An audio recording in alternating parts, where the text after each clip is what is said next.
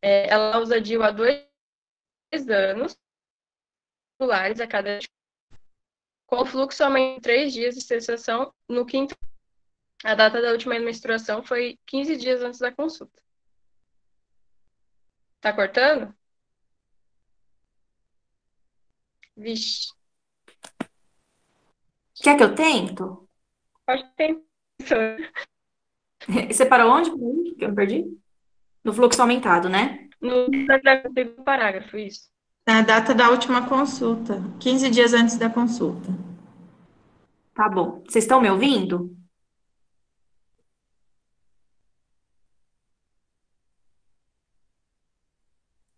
Tá. Então, apresenta-se com cefaleia de caráter que define como coração batendo na cabeça, em região biparietal. A dor parece ir crescendo por algumas horas. Relata que percebe essa dor associada a uma visão turva em ambos os olhos, com pequenos pontos brilhantes, que aparecem e desaparecem, que melhoram após a crise. Quando a dor está muito forte, chega a ter náuseas, não chega a vomitar e não consegue ir trabalhar. Suas crises chegam a durar até 2 dias. Pode passar, gente, o slide? Todo mundo conseguiu pegar as informações mais importantes? Pode passar, Lin.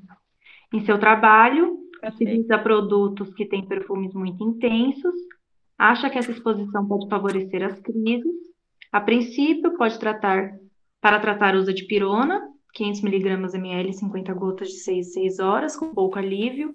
Relata que ao dormir a dor fica melhor, apesar de perceber pouca diferença da dor ao ficar de pé ou deitada. Nega mudança no padrão da cor ao movimentar a cabeça, da dor ao movimentar a cabeça, deitar-se. Já teve diversos episódios parecidos, acha aproximadamente que desde seus 18, 20 anos, acredita que a dor não tem hora para surgir, já teve crises no início da manhã, depois que acordou e no fim da tarde também. Relata que percebe que a dor piora muito ao ficar em locais claros e percebe um certo alívio em locais escuros. Pode passar? Pessoal?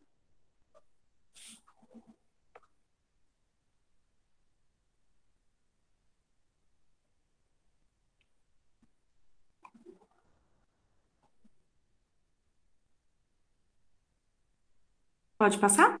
Bom, vou passar então.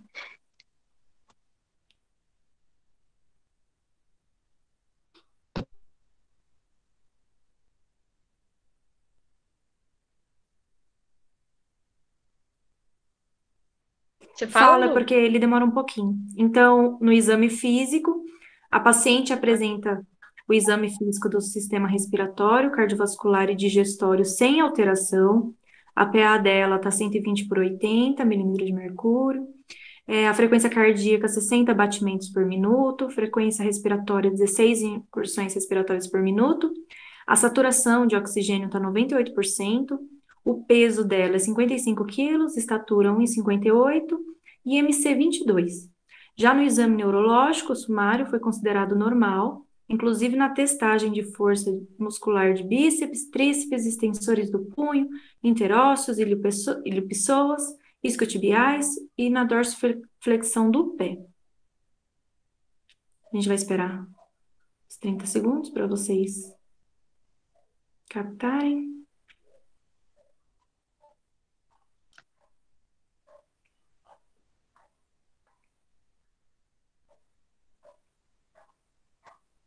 Acho que pode passar, né?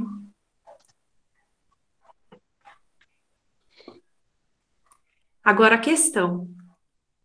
Após o relato da paciente com o exame neurológico sem alteração, você precisa tomar uma conduta e se pergunta: essa paciente tem sinais de alarme, também chamado de red flags?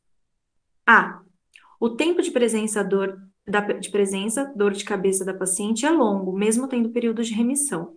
Tal situação indica alguma condição mais grave e deve ser melhor investigada, com uma tomografia computadorizada. A B. O fato de a dor não melhorar muito com o uso de dipirona sódica também demonstra que a dor é de difícil controle e, portanto, deve ser mais grave. Por isso, você justifica isso no pedido e solicita a TC. O caráter da dor pulsátil pode estar relacionado a distúrbios arteriovenosos em sistema nervoso arterial. Por isso, você acredita que a paciente tenha que fazer uma punção lombar para identificar o sangramento. A paciente, pelo relato, não parece demonstrar sinais de alarme ou red flags, devendo, após o exame neurológico normal, ser reforçada a dispensa de prosseguimento com propedêutica. E aí, gente?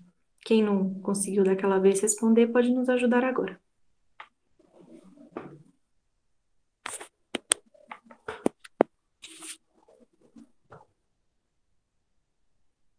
O pessoal tá colocando o D.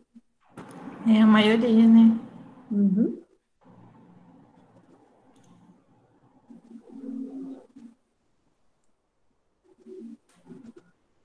Olha, acho que a gente já pode passar. Lembrando, gente, que não tem alternativa totalmente errada nem totalmente certa, que tudo é possível dentro da SF, né? Então, a gente vai pensar o que seria melhor para os nossos pacientes e, dentro desse contexto aí, ver o que a gente marcaria, mas todo mundo está marcando D mesmo.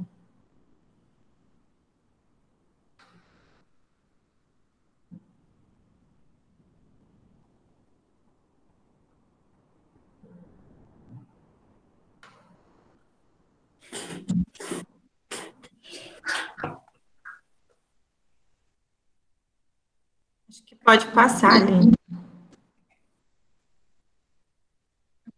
Eu passei já, foi Aqui aí? ainda não chegou, então.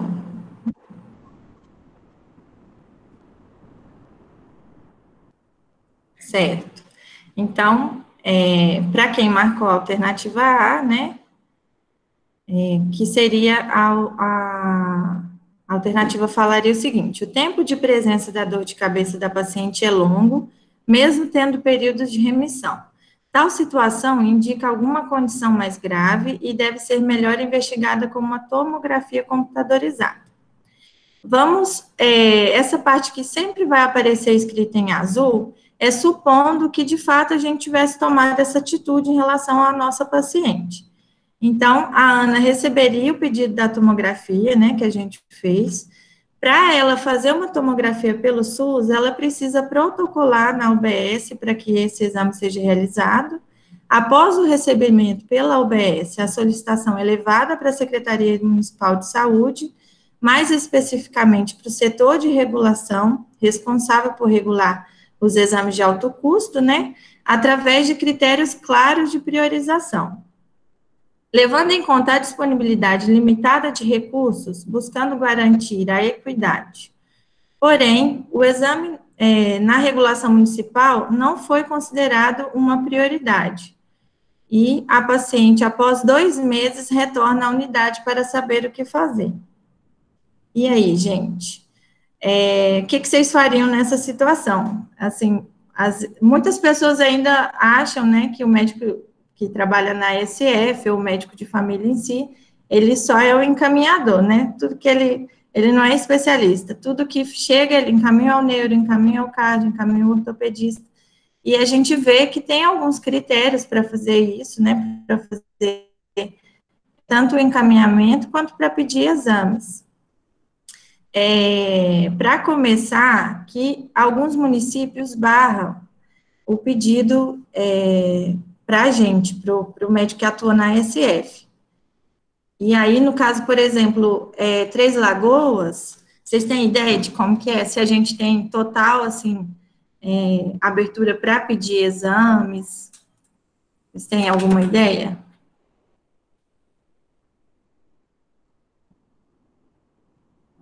Pode falar no chat aí, vocês estão me ouvindo?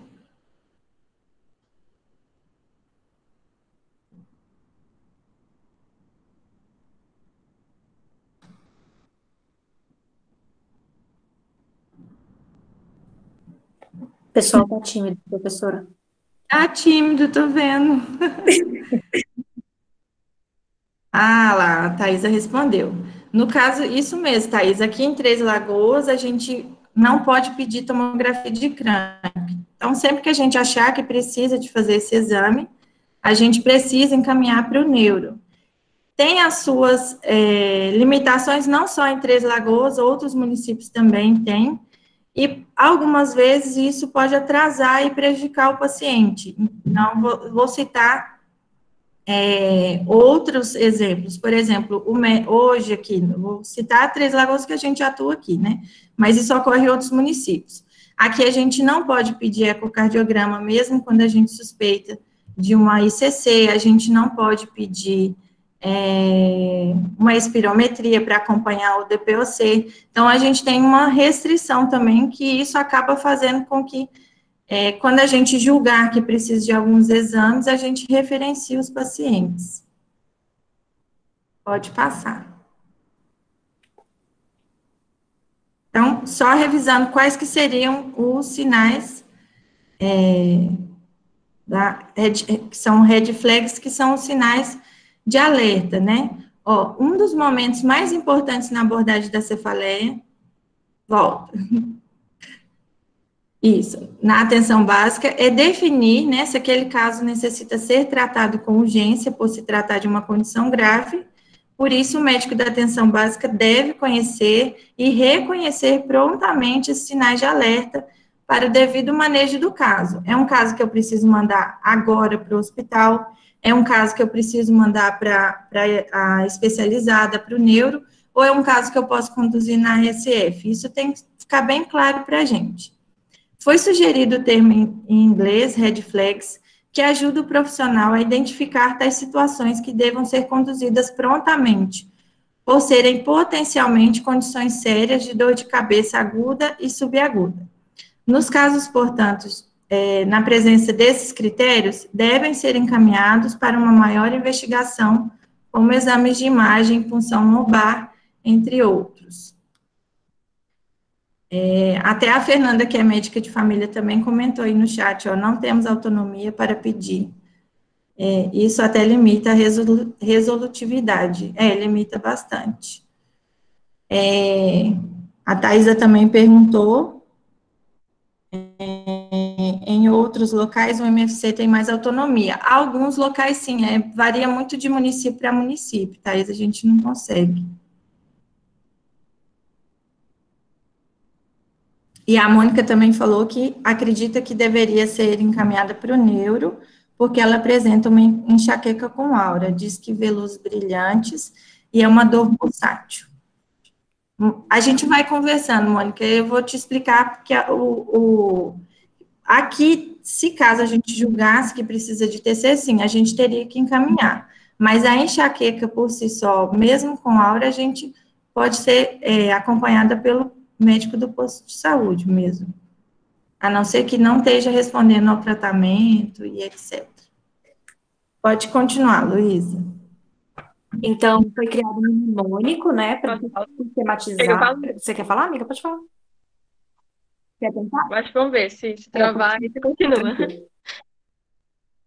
Então, foi criado um mnemônico para sistematizar esses sintomas na abordagem do paciente com cefaleia. Ele foi feito em inglês como SNOO, e é o descrito abaixo. Então, em caso de sintomas sistêmicos, doenças ou condições, por exemplo, febre, perda de peso, câncer, gravidez, estados de imunocomprometimento, incluindo HIV, sintomas neurológicos ou sinais anormais, como a confusão mental, alteração do nível de consciência, papiledema, sinais ou sintomas neurológicos focais ou sinais de irritação meningea ou convulsões. Ou então, quando o início da cefaleia é novo, particularmente após os 40 anos, ou de início abrupto, por exemplo, cefaleia orgásmica ou e cefaleia de trovoada. Pode passar? Meu áudio tá bom agora?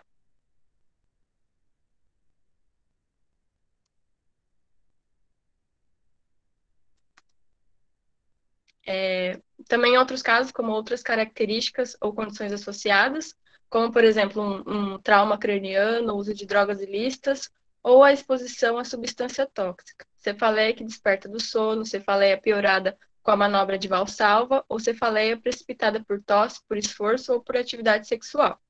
Também em casos de história prévia de cefaleia com dor em progressão ou mudança no ataque quanto à frequência, gravidade ou características clínicas.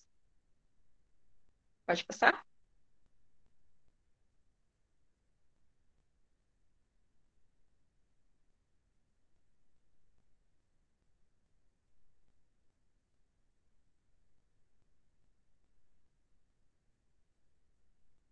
áudio não está saindo. O áudio não estava saindo, né? Não, saiu agora, professora. Então, aqui pensando na situação da alternativa B, né? O fato de a dor não melhorar muito com o uso de dipirona sódica também demonstra que a dor é de difícil controle e, portanto, deve ser mais grave. Por isso, você justifica isso no pedido e solicita uma tomografia computadorizada. Então, você vai comunicar, né, pensando supostamente nessa situação. Você comunica a Ana do seu receio de não ter havido melhorado com a dipirona e deve avançar na propedêutica com a tomografia computadorizada. Ela entende sua preocupação e concorda. Você, então, faz a solicitação descrevendo esses achados. Ela protocola o pedido do exame na UBS, que encaminha para a Secretaria Municipal de Saúde para o setor de regulação. O pedido, em uma semana, retorna à unidade de saúde, com os seguintes dizeres: bom dia, após a análise da descrição do caso e dados clínicos, venho por meio deste solicitar a possibilidade de acréscimo de informações. De acordo com o protocolo municipal de solicitação desse exame, faltam dados para a realização do mesmo. Cordialmente, doutora Ângela, reguladora municipal. Então, é muito comum, mesmo que a gente preencha bem completinho, alguns exames voltarem para a gente. Essa semana mesmo eu recebi vários exames e encaminhamentos que foram feitos até por outros colegas antes mesmo de eu estar na unidade, que voltaram da regulação por já ter mais de um ano de espera. Então, para a gente reavaliar os casos e ver se realmente precisa. Então, caso a gente esperasse essa paciente fazer a tomo para a gente estar adequando o tratamento, tomando alguma providência para ajudá-la, isso poderia durar até um ano. Existem critérios para solicitar os exames complementares?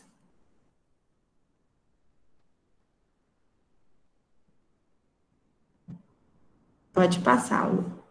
Eu passei, tá demorando. Então, as indicações para a imagem que você fala é super intensa, como, por exemplo, no paciente que é a pior cefaleia que a gente na vida, uma cefaleia em trovão, quando tem mudança de frequência, de intensidade, achados clínicos nos ataques de cefaleia, quando encontra um exame neurológico anormal, quando é uma cefaleia progressiva ou cefaleia diária persistente, quando tem sintomas neurológicos que não se encontram nos critérios de enxaqueca, como, por exemplo, aura típica, quando tem um déficit neuromanite, quando tem evidência de lesão cerebral focal no EEG, quando tem hemicrania, que se apresenta sempre do mesmo lado e associada com sintoma neurológico contralateral, e se o tratamento de rotina da cefaleia não tem conduzido a uma melhora evidente.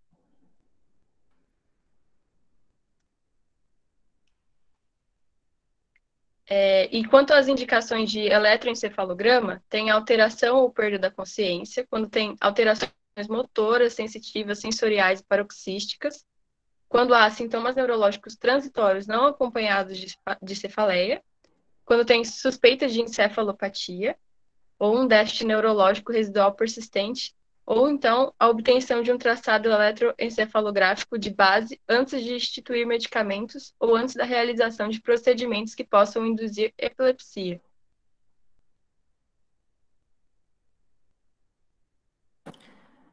E aqui a alternativa C já mudou para todo mundo aí, né?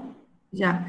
O caráter da dor pulsátil pode estar relacionado a distúrbios arteriovenosos em sistema nervoso central. Por isso, você acredita que a paciente tenha que fazer uma punção lombar para identificar o sangramento. Quando a gente pensa que é um caso que precisa de punção lombar, normalmente a gente encaminha para o hospital, né, que seria uma urgência. E aí, o médico de família pensou nesse diagnóstico, né, e encaminhou a paciente para o hospital. E aí a Ana retorna, né, no dia seguinte, relatando que foi liberada do hospital pelo neurologista e traz consigo um relatório com os seguintes dizeres: paciente avaliada não apresentando critérios para a punção lombar. Sugiro a avaliação do quadro quanto a critérios de gravidade e sugiro avaliar sinais de alarme para o encaminhamento para urgência. Paciente pode ser conduzido em ambulatório, à disposição. A paciente retorna para saber o que deve fazer, já que ela foi lá no hospital, né? E não conseguiu também nem fazer o exame que você falou que era preciso ela fazer, e, e também não me resolveu por causa dela. Então, quais são os critérios para fazer a punção lombar no caso de uma cefaleia?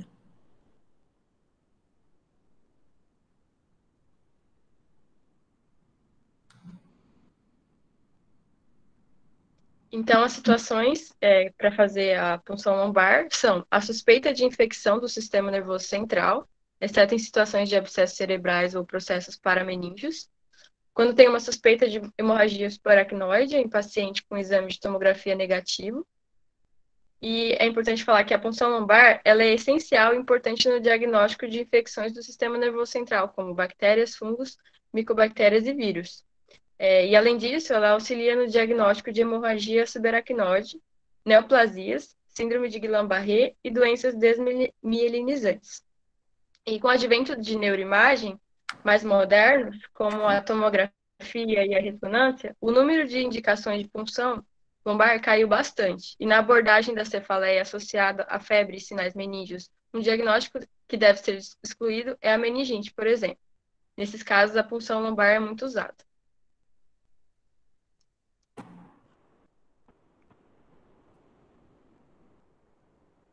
A Thaisa falou que quem dera se Três Lagoas tivesse uma contrarreferência assim. Infelizmente, não é uma questão de Três Lagoas, viu, Thaisa? Isso é muito comum.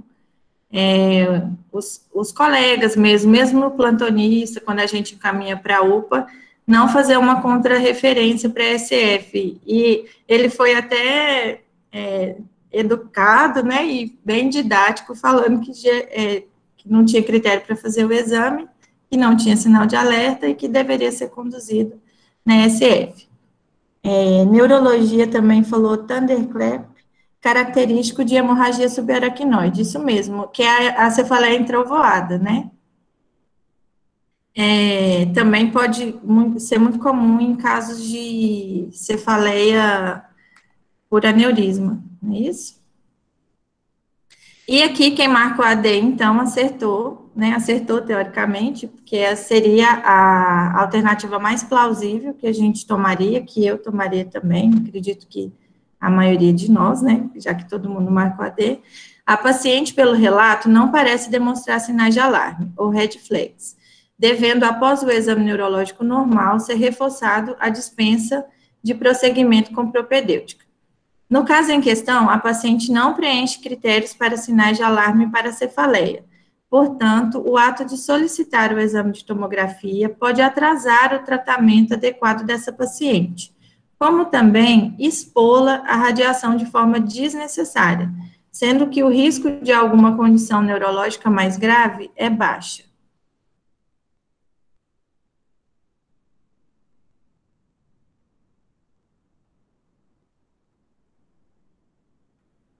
Então, após o estabelecimento de que o caso de Ana não se trata de uma urgência que necessita de propedêutica complementar no momento, você se lembra que a paciente queixou de visão turva com pequenos pontos brilhantes que aparecem e desaparecem. E ao investigar a cefaleia, sabe-se que existe a possibilidade de ela ser causada por uma condição secundária.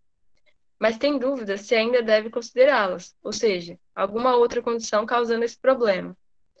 Assim, mesmo sabendo que não existe a necessidade urgente de propedêutica, sabe que alguns sinais e sintomas podem indicar necessidade de avaliação. Portanto, a visão turva com pequenos pontos brilhantes que aparecem e desaparecem associados à cefaleia te remete a condições secundárias que lembrou ter estudado na época de faculdade.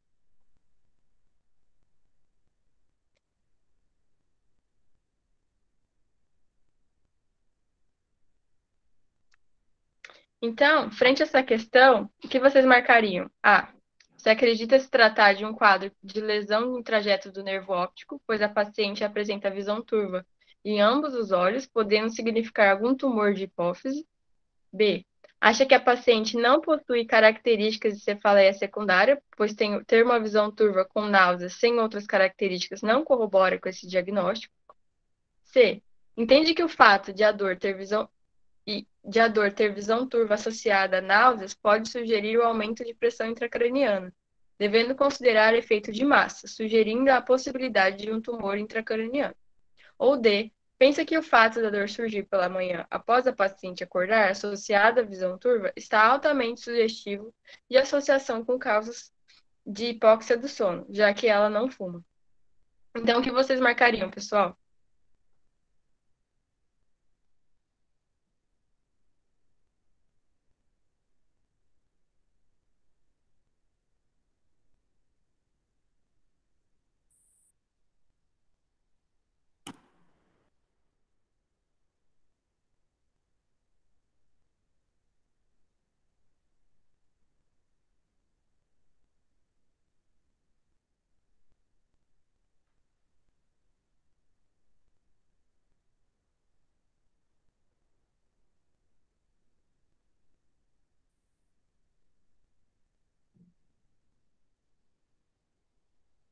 Pediu para voltar na pergunta.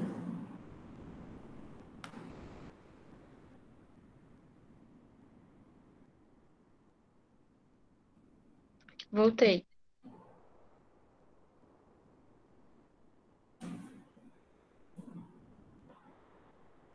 Na verdade, está no texto agora, Aline. Para mim, não está na pergunta.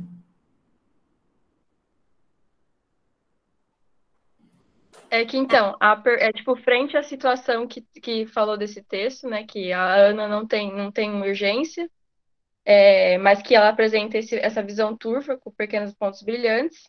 Você se lembra que pode ser condições secundárias. E aí, visto isso, o que vocês fariam?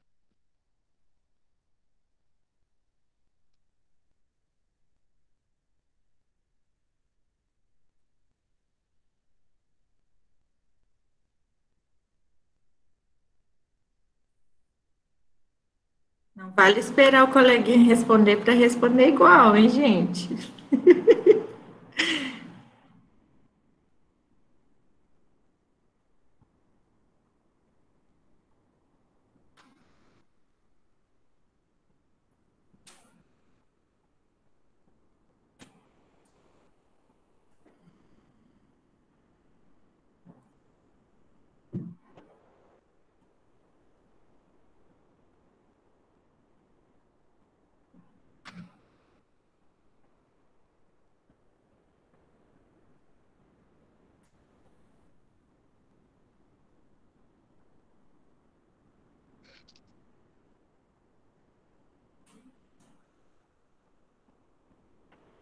Caso alguém tenha chegado depois, né? Não tem nenhuma resposta que seria totalmente errada, viu? A gente está pensando nas possibilidades aqui dos quadros, do que a gente poderia, né, dentro do raciocínio clínico, o que, que a gente pensaria e dentro do nosso conhecimento também.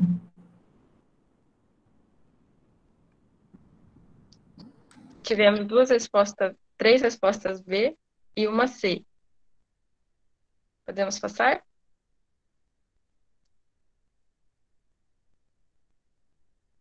Pode esperar mais gente, não? Será que tem alguém lendo ainda? Empatou.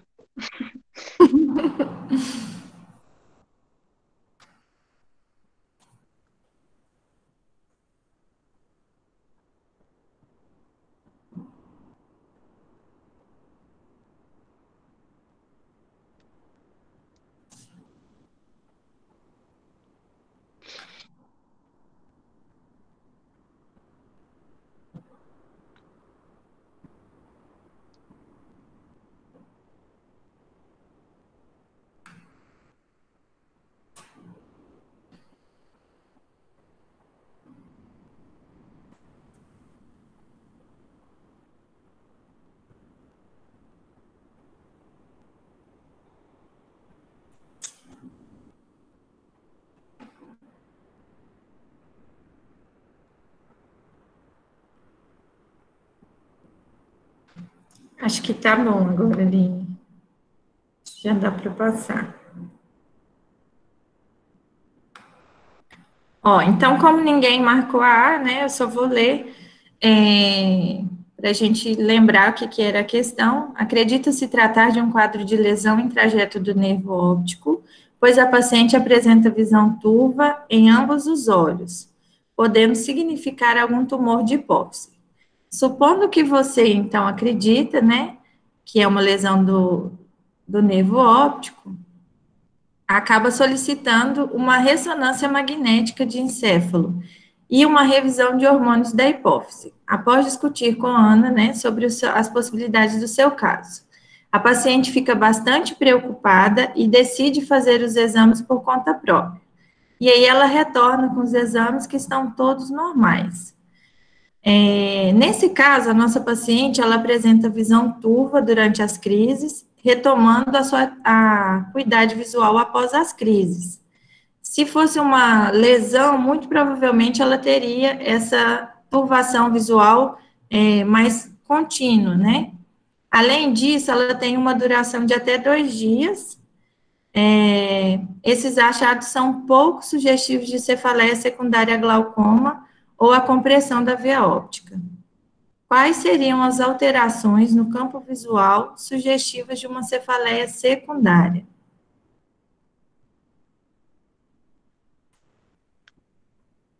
Então, as características sugestivas de cefaleia secundária seria defeitos no campo visual, que podem indicar a presença de tumor via óptica, como um tumor de hipófise, a presença de halos ao redor de pontos luminosos e diminuição da visão sugerem a presença de glaucoma, cefaleias com duração curta, frequentemente de menos de 1 hora, unilateral, que não cumprem critérios para a migrânia, que surgem depois dos 50 anos, e aumentam a suspeita de glaucoma de ângulo aberto, ou neurite óptica, que pode ser indicada por cefaleia associada à perda unilateral da visão de forma abrupta e grave.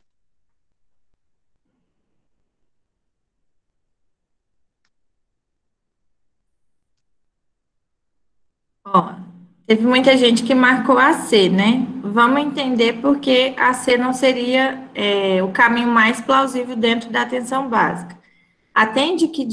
Entende, né, que de fato a dor não, desculpa. Entende que o fato, né, de a dor ter visão turva associada a náuseas pode sugerir aumento de pressão intracraniana, devendo considerar o efeito de massa sugerido a possibilidade de tumor intracraniano.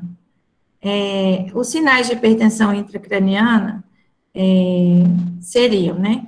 Deve ser suspeitada quando o paciente percebe visão turva associada a movimentar a cabeça anteriormente, diplopia ou perda da coordenação e equilíbrio, além de uma das dores, né, ser muito comum quando acorda cedo e que melhora com a posição sentada.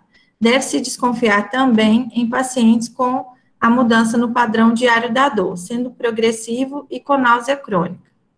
Porém, essa nossa paciente, ela não apresenta mudança do padrão das dores, com piora progressiva, além de não perceber alterações relacionadas com a posição da cabeça. Dessa forma, né, no caso de Ana, não se parece com uma cefaleia secundária a questões como hipertensão e hipotensão intracraniana. Certo? E aqui nós temos outras causas secundárias, então, que é a hipotensão intracraniana deve ser desconfiada em pacientes que sentem melhora da dor ao se deitar e piora ao ficar em ortostatismo. Deve-se considerar a perda de líquor, como no caso de ruptura de membrana aracnoide. A associação de presença de náuseas, vômitos, piora na cefaleia, dependendo de mudanças na posição do corpo, sendo pior ao deitar, exame neurológico anormal, ou então mudança significativa no padrão da dor pode sugerir também um tumor causando a cefaleia. Ou então cefaleia intermitente associada com medidas altas de pressão devem sugerir feocromocitoma. Pode passar?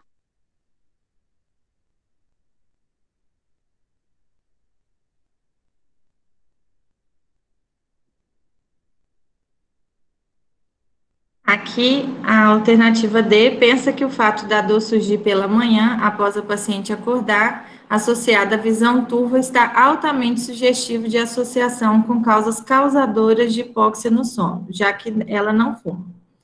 Ao discutir sobre essa possibilidade com a Ana, ela relata que dorme bem, não sabe se costuma roncar à noite, e ela fica curiosa se ela pode ter um problema nesse sentido. Você esclarece que existe um exame que investiga distúrbios ventilatórios do sono. Então, você solicita uma polissonografia, que também vem normal. Vocês perceberam quando a gente toma algumas atitudes ou pensa em certos diagnósticos, a gente pode fazer com que o paciente perca tempo e recurso, né, financeiro. Nem sempre os nossos pacientes, eles têm condições de fazer exames particulares. No caso de Ana, que se a gente pensasse nas outras possibilidades, ela teria feito uma ressonância e uma polissonografia, que não seria nada barato, né? E também geraria uma ansiedade muito grande nessa paciente. Então, a conduta mais plausível seria a alternativa B. Mas vamos falar um pouquinho ainda quando que a gente pode pensar, né, que é uma cefaleia por causa de hipóxia no sono. Pode passar.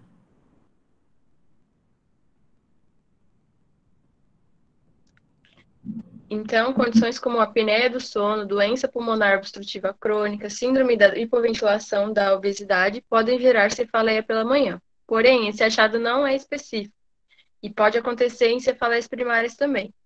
Então, o achado de cefaleia de início pela manhã pode sugerir ser secundária à associação de hipóxia, mas a paciente apresenta índice de massa corporal normal de 22 e não é tabagismo, tendo a possibilidades bem remotas dessas causas, como a apneia do sono e DPOC.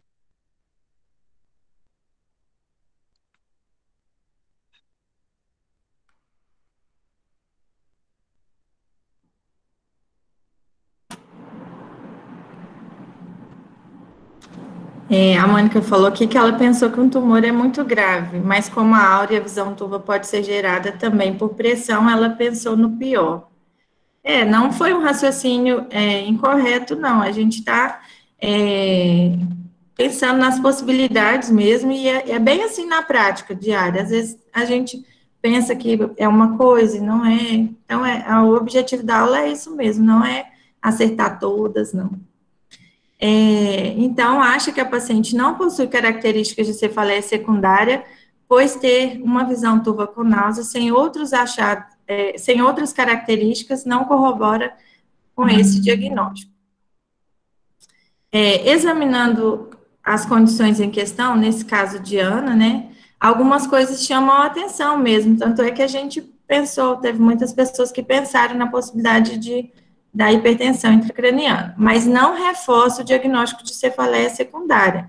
Então, talvez por isso seja importante a gente avaliar bem e estar sempre revisando sobre as características, né? As red flags, quando que a gente pensa que é uma cefaleia por apneia, por hipóxia do sono, quando que a gente pensa que é uma cefaleia por hipertensão intracraniana.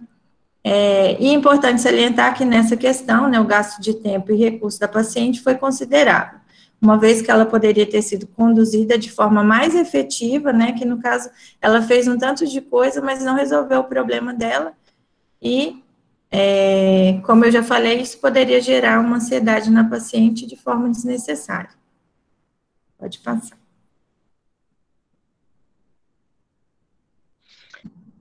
Então, depois de a gente ter excluído os sinais de alarme, né, os red flags, e padrões de cefaleia secundárias, nos resta agora definir que tipo de cefaleia primária se encaixa melhor nesse caso de Ana. Vocês têm ideia, gente, volta um pouquinho. Que já que não é uma cefaleia secundária, qual cefaleia primária? Dentro das primárias, qual o diagnóstico vocês acham que é?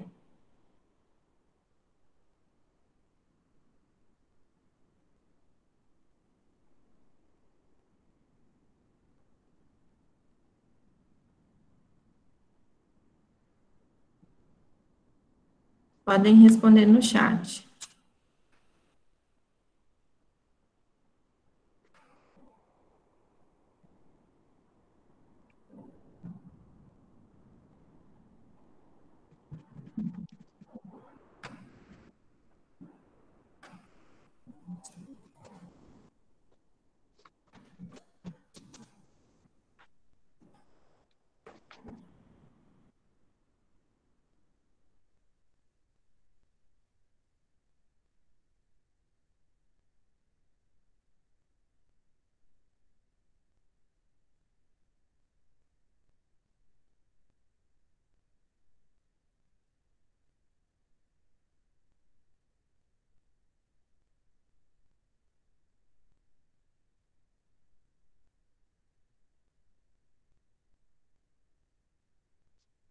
maioria do pessoal votando em migrânia.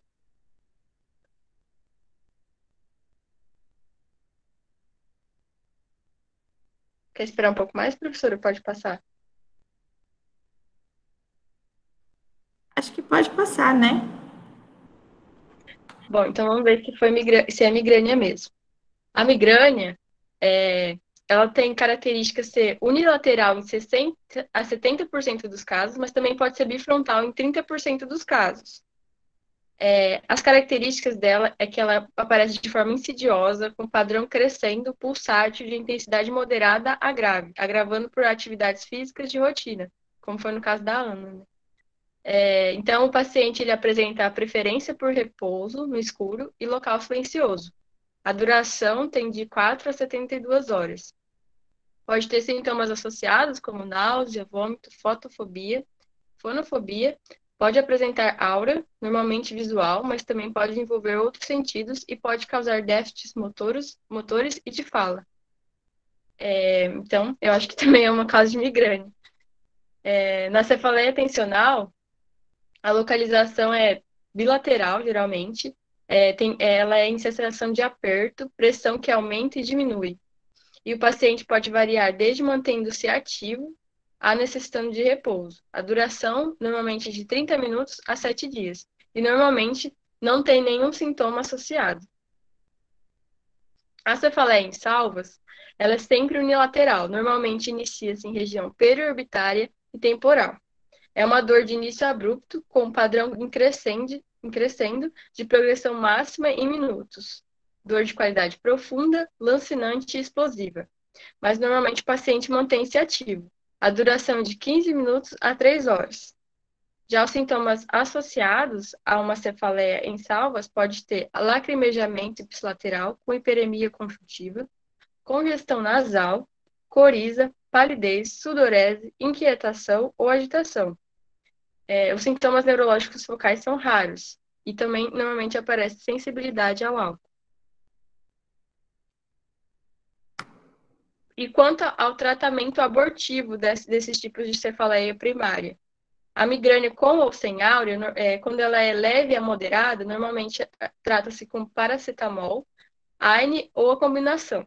Quando ela é moderada a grave, trata-se com triptanos orais ou combinação sumatriptana naproxeno. Em casos de náuseas e vômitos graves, avaliar outras vias para triptanos, como subcutâneo nasal. Pode associar antieméticos, como a metoclopramida. A cefaleia tensional tem um tratamento abortivo de escolha com AS e AINE. O paracetamol ele é menos eficaz, porém ele é preferido em gestantes. E a cefaleia em salvas, ela é tratada com oxigênio inalatório e triptano, preferencialmente subcutâneo. Então, frente a essa condição, você entende que o fato de Ana perceber piora da dor no ambiente de trabalho pode reforçar o diagnóstico de cefaleia tensional e, por isso, decide tratá-la com um relaxante muscular, ciclobenzaprina, 5 mg, uma cápsula à noite. B. Acredita que o fato de a dor ser bilateral confere o diagnóstico de cefaleia tensional e, para isso, recomenda trocar dipirona por AS, 100 mg, 2 cápsulas, se dor. Pensa que a paciente possa ter um quadro de cefaleia em salvas, pois apresenta recorrência das crises que se iniciam leves e vão piorando, e recomenda que procure um atendimento para ser administrado oxigênio inalatório. Ou D. Acha que a paciente apresenta um quadro de migrânia com áurea pelas características da dor e por apresentar alterações visuais como escotomas. Como tratamento, sugere um AINE, o ibuprofeno 600 mg, uma cápsula, se dor. E aí, pessoal, qual alternativa vocês escolheriam?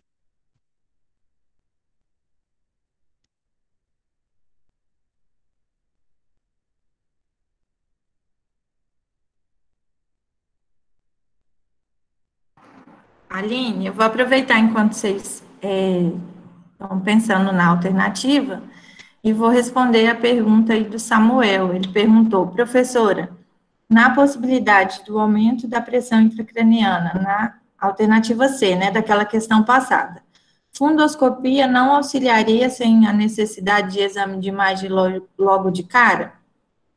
Então, Samuel, auxiliaria sim,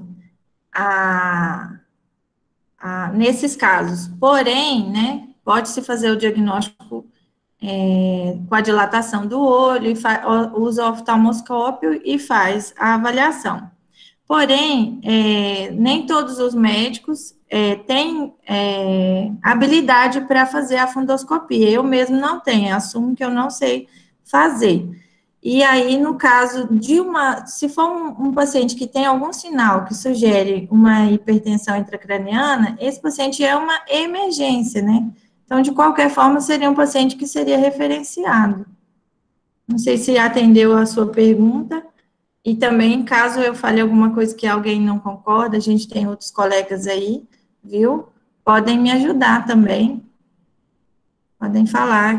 E caso eu possa estar enganada também, viu, gente? Qualquer coisa, vocês têm total liberdade para me corrigir.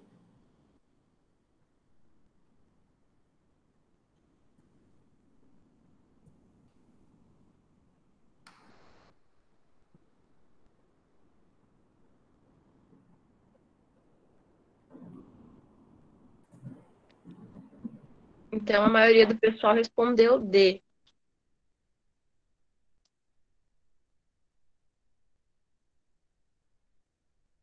Então, tanto a alternativa A contra B não seriam as mais plausíveis, né? O quadro clínico sugere um quadro de migrânia. A dor da paciente tem por característica ser insidiosa. Então, quem respondeu migrânia aí realmente tá certo. Como a Aline já falou, vamos reforçar. O padrão em crescendo pulsátil de intensidade moderada a grave, agravado por atividade física de rotina e relato de que suas crises chegam a durar até 2 dias. O fato de ser bilateral não exclui a possibilidade de migrânia. Às vezes a gente pega um exemplo de ser mais unilateral, mas só isso não exclui o diagnóstico, né? 30% ainda é bilateral. A cefaleia tensional, ela não apresenta outros sintomas associados. E tem como característica uma sensação de aperto, pressão que aumenta e diminui. Caso fosse cefaleia tensional, as escolhas de tratamento seria tanto AS quanto anti-inflamatórios, paracetamol, porém, que é menos eficaz o paracetamol, mas é muito usado nas gestantes. Então, a A e a B não seriam a resposta correta por falarem que é cefaleia tensional, e no caso é uma cefaleia por migrânia.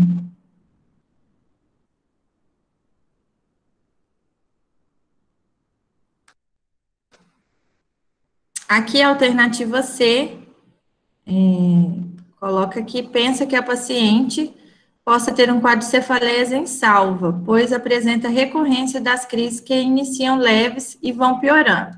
Recomenda que procure o atendimento para ser administrado oxigênio inalatório. Então, só reforçando, a cefaleia em salvas, né? Como a gente já fechou migrânia, não seria essa alternativa também.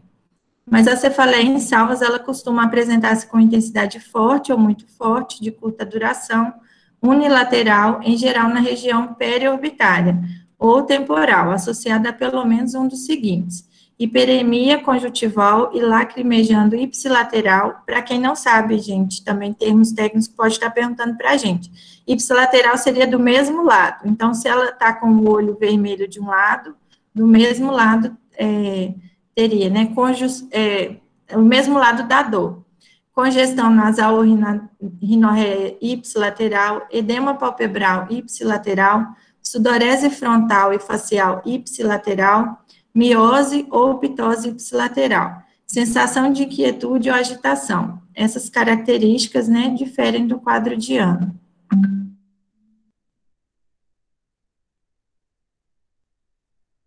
E quem marcou a D, a maioria, né, acha que a paciente apresenta um quadro de migrânia com áurea pelas características da dor e por apresentar alterações visuais como escotomas. Como tratamento, sugere o anti-inflamatório ibuprofeno, um comprimido Sidol. Após definir corretamente o quadro de cefaleia como um quadro primário e seus subtipos, tensional, em salvas e migrânia, o médico da atenção primária deve saber manejar corretamente essas condições. Apesar de existirem tratamentos comuns a elas. Algumas intervenções são mais efetivas que outras, levando em conta o diagnóstico correto. Por isso, a partir de uma definição bem feita da cefaleia primária, o tratamento deve ser otimizado, a fim de gerar melhores resultados do controle dos sintomas e maior qualidade de vida para os pacientes. Esse tratamento envolve duas situações. Primeiro, o abortamento da crise, né? E o tratamento de profilaxia para que as crises reduzam em frequência e na intensidade, até que elas cessem.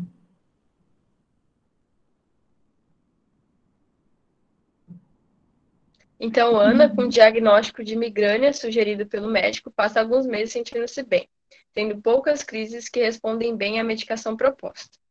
Porém, percebe uma piora nos sintomas por 2 meses seguidos, tendo 3 a 4 crises por semana, de boa resposta com a medicação abortiva sugerida. Incomoda-se muito com o impacto em sua vida, tendo um rendimento ruim no seu trabalho. Relata que fica angustiada com a dor intensa e por lidar com o público e contas de matemática, não realiza seu trabalho de forma satisfatória, até que o remédio faça efeito. Ela procura o médico para ver se existe algo que ela possa fazer que melhore esse aumento de frequência das cefaleias, após o exame clínico sem alterações. Então, frente a essa condição, você acha que a paciente possui indicação de tratamento preventivo e decide orientá-la sobre a importância da atividade física no controle das crises. B, você acha que o melhor seja a avaliação do neurologista para a definição do diagnóstico, que parece não ser migrânia com essas pioras das crises. C, entende que o fato de a dor estar retornando com mais frequência pode ser uma insuficiência da medicação abortiva escolhida e troca a medicação para naproxeno 500 mg. Ou D, pensa que a piora do quadro pode estar relacionada com questões de ansiedade e estresse e prescreve fluoxetina 20 mg uma vez ao dia. Então, o que vocês acham, pessoal? O que vocês fariam?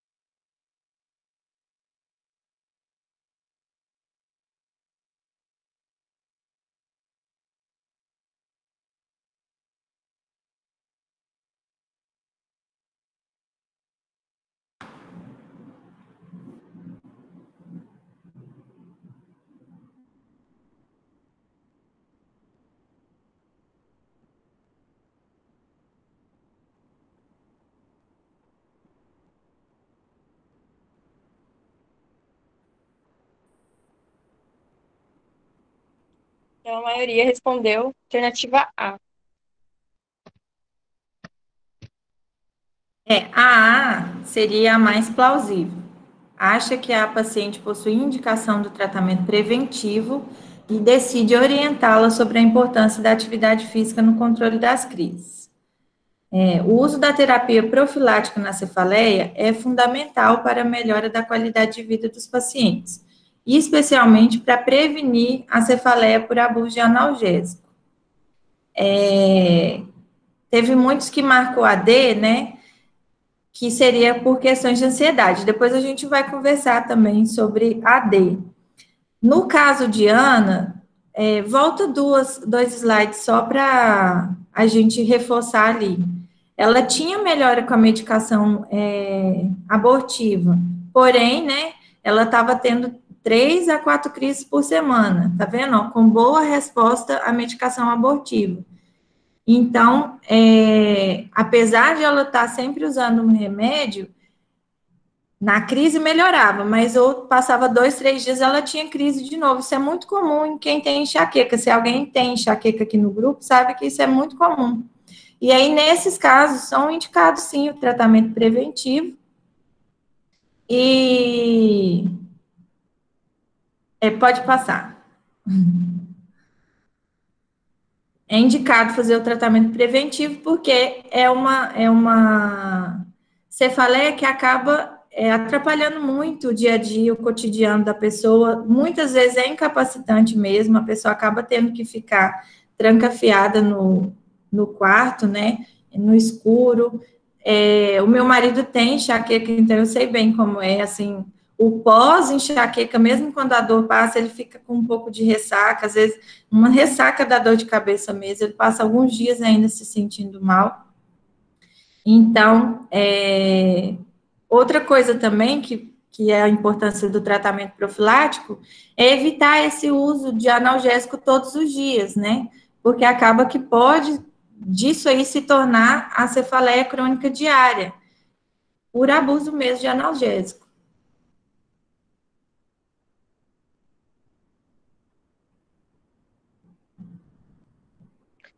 Então, quais as indicações para o tratamento profilático das cefaleias?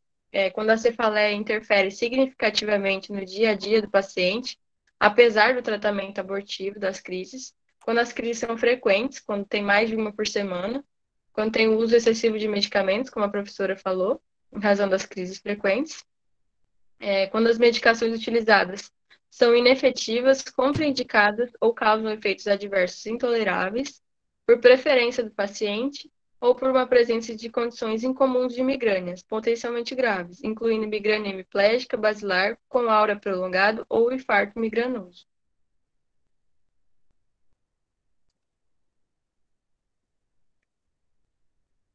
Bom, e quais são as medidas farmacológicas? O que devemos considerar ao indicá-las? Para o tratamento farmacológico, deve-se individualizar as preferências e perfis de cada paciente, levando em conta aspectos como doenças pré-existentes, como a hipertensão, transtornos do humor, epilepsia, e entre outras. E a indicação deve ser uma entre as três classes, beta-bloqueadores, antidepressivos e anticonvulsivantes, sendo que os beta-bloqueadores mais comuns são metoprolol, propanolol e o atenolol. Antidepressivos, amitriptilina e venlafaxina. E anticonvulsivantes, valproato e topiramato. Lembrando, gente, que a venlafaxina pode ter um efeito colateral de hipertensão. Então, a gente tem sempre que individualizar, assim, esse tratamento, porque se é um paciente que é hipertenso e tem enxaqueca, você vai tratar com a venlafaxina, você pode piorar a hipertensão desse paciente. Por outro lado, também, se é uma paciente jovem que já tem uma pressão mais baixa, tem picos de hipotensão ou relato de hipotensão postural, enfim, lipotímias em geral, você não vai passar o beta-block. Então, é bem individualizado, depende do paciente que você está lidando, e também, se houver falência do tratamento, a gente pode ir trocando, tentando outras alternativas.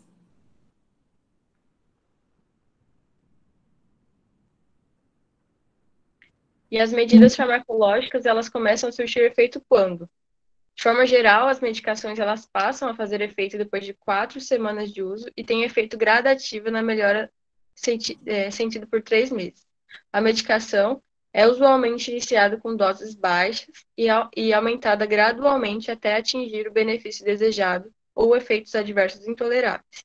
E na ausência de melhora com a medicação, recomenda-se trocar de classe na tentativa de controle.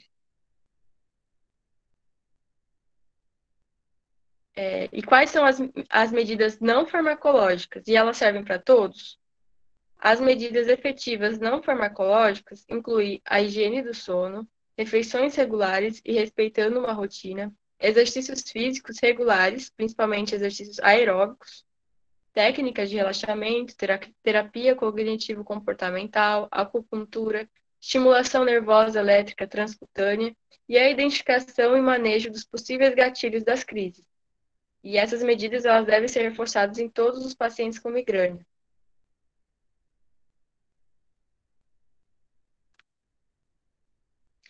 Então, o objetivo do tratamento profilático é diminuir a frequência e intensidade das crises, bem como aumentar a eficácia dos medicamentos abortivos. Ao iniciar o tratamento, deve-se reavaliar a melhora do quadro ou a resolução dos sintomas em 30 dias, Se não houver melhora substancial nesse período, sugere-se tentar outra classe de medicamentos profiláticos. Se os sintomas persistem, porém em menor grau, deve-se manter o tratamento por cerca de 3 meses antes de tentar nova medicação.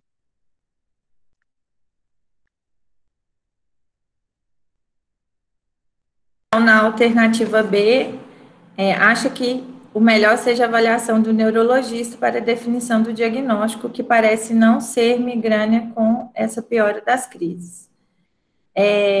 O fato das crises estar piorando não fala a favor, né, de não ser migrânia. A pessoa pode ter migrânia de difícil controle mesmo, medicamentoso. Na nossa suposição, né, a nossa paciente Ana, ela pegaria esse encaminhamento que a gente fez para o neuro, ela protocola na entrada, né, desse pedido, desse encaminhamento na unidade, e depois de 2 semanas relata que a sua consulta passou pela regulação e foi visto que não há sinais de urgência no caso. A consulta é marcada para 1 mês da data do protocolo. Ela retorna para saber o que fazer. É muito comum isso acontecer, né? Às vezes os colegas, mesmo quando eu encaminho para um especialista e o paciente está em sofrimento, está passando por alguma situação que incapacita mesmo o dia a dia, capacita no trabalho, em N fatores, eles voltam, né, falam, não tem nada para a senhora fazer para mim, porque eu não estou bem, até sair esse especialista, eu vou ficar desse jeito. Então, é muito comum a gente ouvir essa fala aí que a gente colocou à disposição. Então, alguém já falou sobre encaminhar, né, para o neurologista, e a gente vai checar ali quais são as indicações de encaminhamento ao especialista no caso de migrânia. De cefaleia em geral, né? Então, para a neurologia, se encaminha o paciente com necessidade de investigação com exame de imagem, quando esse não estiver disponível na atenção primária. Quando tiver migrânia ou cefaleia do tipo tensão refratária ao manejo profilático na atenção primária. Tentativa de profilaxia com 2 classes de medicamento diferentes para a migrânia ou com tricíclico para cefaleia do tipo tensão, por um período mínimo de 3 meses. Ou quando tem outras cefaleias que não se caracteriza como migrânia ou tipo tensão. E se encaminha para neurocirurgia, paciente com cefaleia e exame de imagem, que é a ressonância magnética ou tomografia, com alteração sugestiva de potencial indicação cirúrgica. Quando tem uma lesão com efeito expansivo, como, por exemplo, tumores, cistos ou malformações. Quando tem lesão sugestiva de tumor cerebral, independente do tamanho. Quando tem um aneurisma cerebral ou com outra malformação vascular. Quando tem hidrocefalia, independente da causa. E quando tem presença de malformação de Chiari.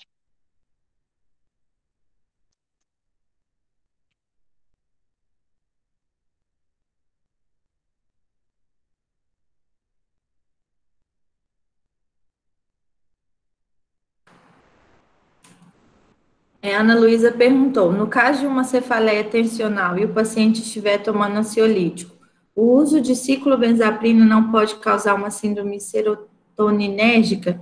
Pode sim, Ana Luísa, muito bem lembrado, viu? E também, se você pegar um paciente que já está em uso de triciclo contínuo e prescrever o ciclobenzaprina, você pode causar um rebaixamento do sistema nervoso central. Então, não é uma opção boa de tratamento, por isso que a B também estaria incorreta. E na alternativa C, entende que o fato de a dor estar retornando com mais frequência possa ser uma insuficiência da medicação abortiva escolhida. E aí trocaria, né, a medicação para naproxeno. A paciente já estava em uso de AINES, né, que a gente tinha prescrito o ibuprofeno, e essa troca muito provavelmente não seria efetiva. Talvez até daria para associar o sumatriptano, né, associado ao naproxeno. Mas é muito comum dos pacientes que a gente passa essa associação, ou mesmo sumatriptano, que é a marca principal é a Sumax, né? Não sei se vocês já usaram, quiserem relatar aí, se dá certo para vocês, mas tem muitos pacientes que falam que passam muito mal, que sentem um baque muito grande e tem essa sensação de ressaca que eu contei para vocês pós-migrânia. com o uso dessa medicação. Olha lá, a Ana Luísa está falando que o Sumax Pro é muito bom. Meu marido também gosta bastante, mas tem alguns pacientes que retornam lá na SF e falam que não dá certo, que se sentiram péssimos, que deu taquicardia. É muito comum.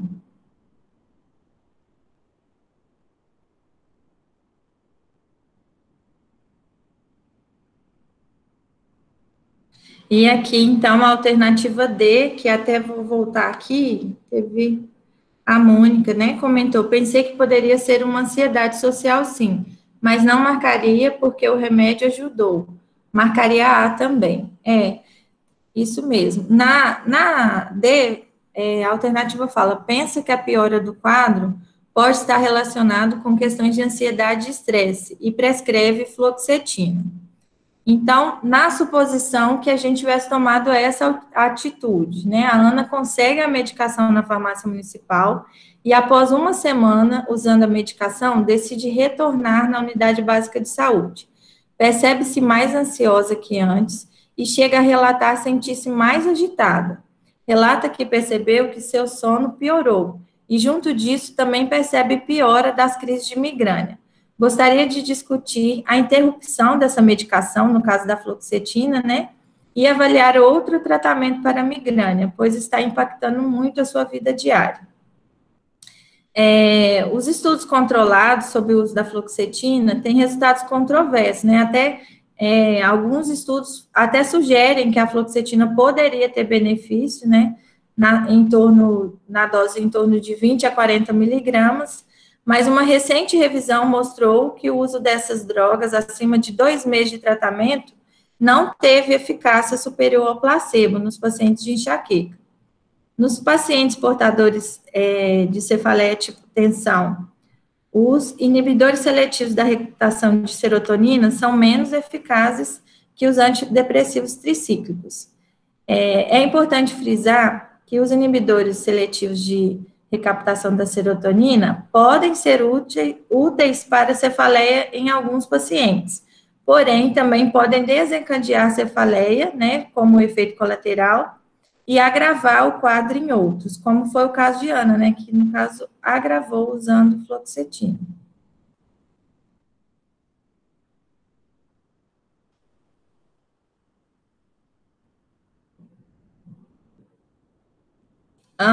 Aline, só volta no caso 2. Gente, já são 21h53. A gente tinha preparado inicialmente 3 casos, mas a gente pode dividir isso em outros encontros. Caso vocês estejam cansados e queiram fazer em outro momento, eu queria que vocês manifestassem se vocês acham que faz agora ou se deixa para a próxima aula, próximo encontro. Esse caso 2, ele é mais curto, só para avisar, assim. O maiorzão mesmo foi o primeiro.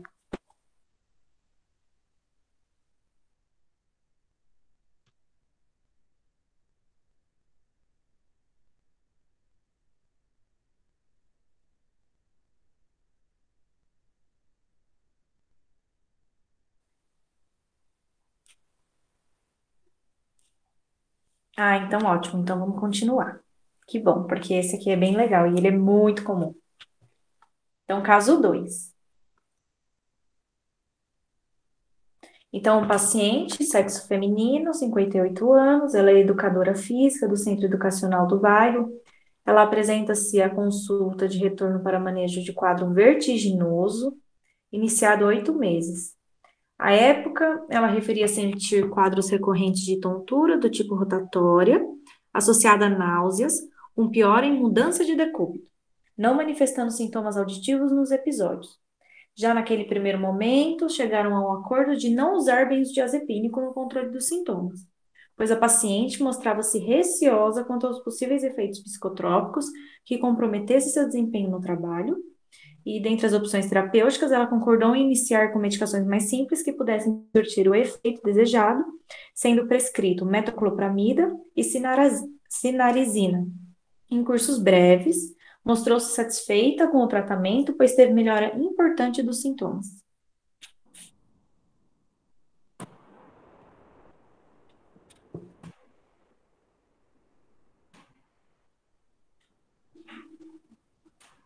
Entretanto, no último mês, voltou a ter sintomas recorrentes e decidiu por conta própria prolongar o uso dos medicamentos. Já nesse retorno, relata melhora do quadro vertiginoso, mas tem percebido tremores, os quais estão comprometendo sua qualidade de vida. Quando interrogada sobre os sintomas pregressos, relata que talvez já tivesse um tremor mínimo, que era subvalorizado, que piorou consideravelmente no último mês. O tremor é principalmente no repouso, de alta frequência e com baixa amplitude, simétrico com modesto componente bradicinético. No exame neurológico, não tinha rigidez, roda denteada, ataxia, alteração sensitiva ou de nervos cranianos. Então, aqui, primeiro a gente tem a classificação dos tremores, né? Então, a gente tem o tremor de repouso.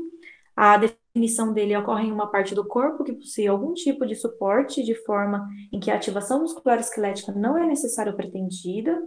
Aí, um exemplo, né? O paciente está recostado na cama ou sentado em um sofá, com a parte do corpo apoiada. O tremor geralmente é aumentado pela realização de tarefas cognitivas ou motoras de outras partes do corpo e é suprimida, pelo menos temporariamente, por contração muscular voluntária. Já o tremor postural, ele vai ocorrer na tentativa de manter uma parte do corpo sem movimento contra a força da gravidade. E um exemplo é a extensão de membros superiores horizontalmente, apontando para objetos, sentando ereto, sem suporte para a porção superior do corpo, ou protundindo a língua. Agora, no tremor de ação, incluindo tremor isométrico e cinético, a gente vai ter que ocorre durante qualquer contração voluntária da musculatura esquelética. O tremor isométrico ele ocorre também durante a contração muscular contra o objeto rígido e móvel. Aí um exemplo, né, é o teste do dedo nariz, que é o índex nariz, tornozelo, joelho, tíbia, ao agarrar um objeto, escrevendo, desenhando, colocando água no copo, comendo com talheres, falando. Já os tremores isométricos, eles se manifestam empurrando contra a parede, flexionando o punho contra a mesa e fechando o punho. Aí a gente tem, né, como termos conhecidos, o tremor essencial, são os tremores cinéticos ou posturais, bilateralmente das mãos e antebraços, maior ou igual a 4 Hz, habitualmente de 6 a 12 Hz, ou tremor da cabeça isolado sem evidências de distonia. Ausência de outros sinais neurológicos ou de trauma recente, precedendo o início do tremor. A gente vai ter também o tremor fisiológico.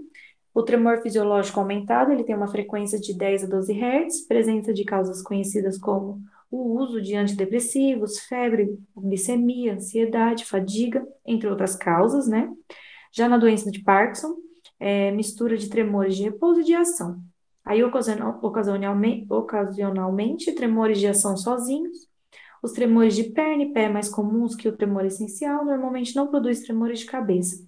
A frequência é em torno de 4 a 6 Hz. O tremor ortostático, a gente tem, enquanto em ortastismo percebe-se tremores posturais de dorso e membros inferiores, pode ocorrer nos membros superiores também, melhora com a deambulação. Tremores de alta frequência de 14 a 20 Hz e síncronos entre musculatura ipsilateral e contralateral. O tremor cerebelar, a gente tem que tremores de ação, intenção ou posturais, frequência baixa de 3 a 4 Hz, associados com ataxia e dismetria. No tremor neuropático, a gente vai ter um tremor de frequência tipo variável, normalmente tremores cinéticos e posturais nas extremidades envolvidas, outros sinais de neuropatia periférica envolvida. Já, por último, no tremor de mesencéfalo ou rubral, nós temos a mistura de tremor de intenção, postural e de repouso, com frequência de 2 a 5 Hz, e a maioria das vezes associada a sinais de lesão cerebral e de tronco encefálico. Aí, lembrando do caso dela, né, da Dona Maria, com relação ao caso, o que a gente considera? Primeiro, introduzir o levodopa, que é, dopamina, né, como prova terapêutica para a síndrome parkinsoniana, solicitar função tiroidiana e glicemia, suspender os medicamentos em uso, encaminhar para o neurologista ambulatorial ou trocar medicamentos em uso por benzodiazepínico. E aí, gente, o que vocês colocariam?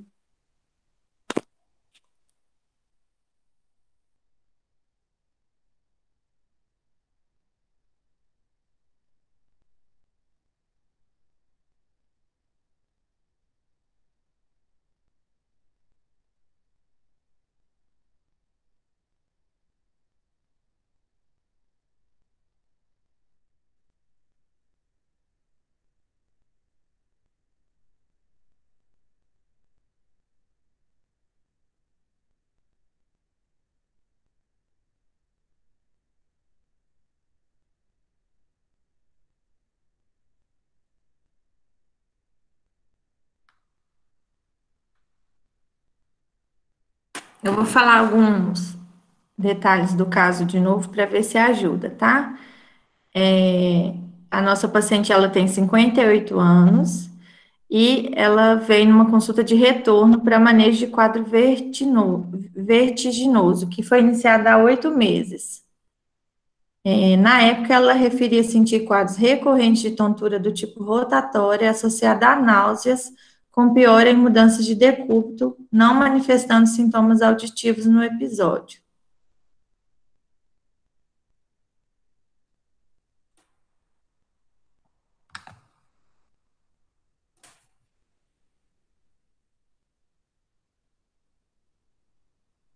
Pode passar? Acho melhor. Espera um pouquinho.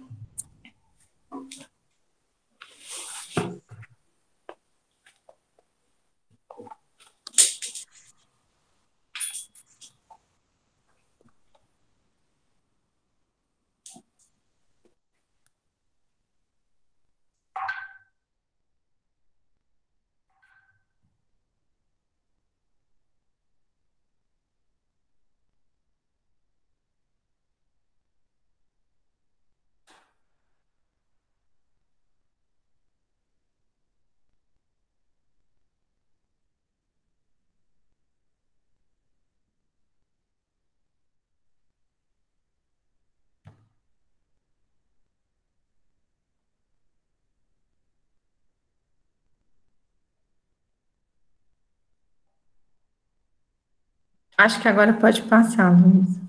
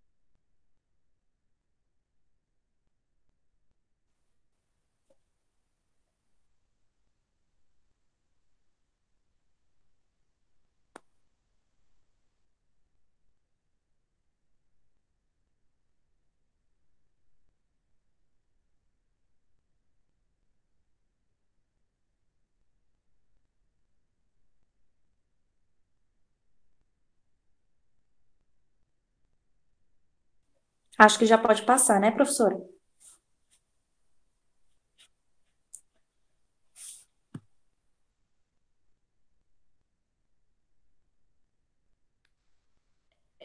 Acredito que sim, viu, Luiz?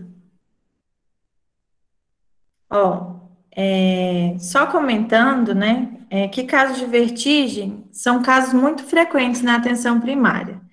E aí, saber diferenciar essas vertigens e também a questão dos tremores em si, saber diferenciar os tremores é muito importante. E nesse caso da alternativa A, o médico, né, ele iria tentar uma prova terapêutica com o levodopa. E isso é um pouquinho arriscado, e a gente vai conversar o porquê. Vamos na suposição ali, que é a partezinha em azul, tá? A paciente retorna às consultas em um mês, referindo piora dos sintomas. Os tremores, além de não melhorarem, apresenta agora componente de movimento irregular, abrupto, involuntário e imprevisível dos membros. Surgiu também constipação e mal-estar ao ficar de pé, o que tem interferido no trabalho. As tonturas voltaram com menor intensidade, fazendo-a manter a sinalizina.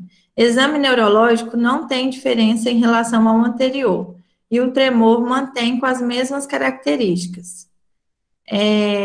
Essas medicações em geral para tontura, né, assim, popularmente conhecidas como para tontura, elas são vendidas sem receita. Então, é muito comum, às vezes, numa crise vertiginosa, o médico passar a medicação para 7 dias, ou mesmo para 2, 3 dias, e o paciente seguir usando aquilo sempre que ele tem a crise, e por vezes até usando a longo período, de forma crônica mesmo. Assim, quando eu vim para Três Lagoas, eu peguei vários pacientes idosos que usavam labirin, betaestina, vários antivertiginosos de forma contínua. E alguns estudos mostraram que esse uso de medicação contínua antivertiginosa nos idosos podem acelerar um quadro demencial. Então, a gente deve tomar bastante cuidado sobre esses pacientes, né? Então, nesse caso, ó, vamos continuar aqui. Primeiramente, o paciente com transtorno do movimento deve ser avaliado quanto à fenomenologia do quadro e classificar o tipo de transtorno apresentado. Com isso, pode-se prosseguir com as prováveis etiologias para o fenômeno. Não se deve introduzir um tratamento empírico de uma doença específica, por mais frequente que ela seja, se os sinais clínicos não apontam nessa direção. Então, se os sinais clínicos não falam a favor de síndrome parkinsoniana, por que a gente iniciaria levodopa para essa paciente? Entendeu?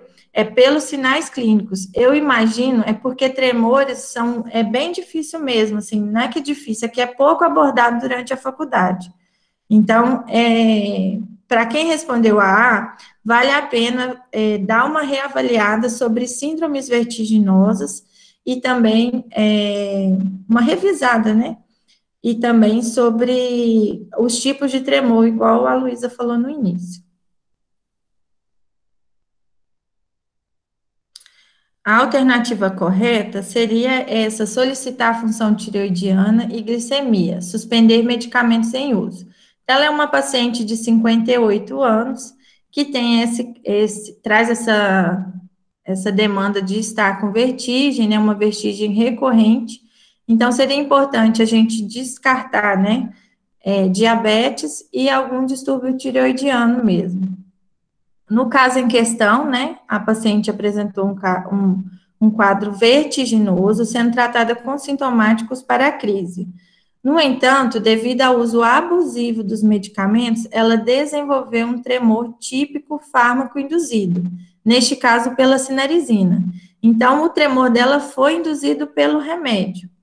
Entretanto, é importante a exclusão de outras causas que pudessem estar contribuindo para o quadro, como um tremor essencial ou um quadro secundário à disfunção tireoidiana e glicêmica. A não progressão dos sintomas com doses habituais e a piora com o aumento da dose sugere o diagnóstico.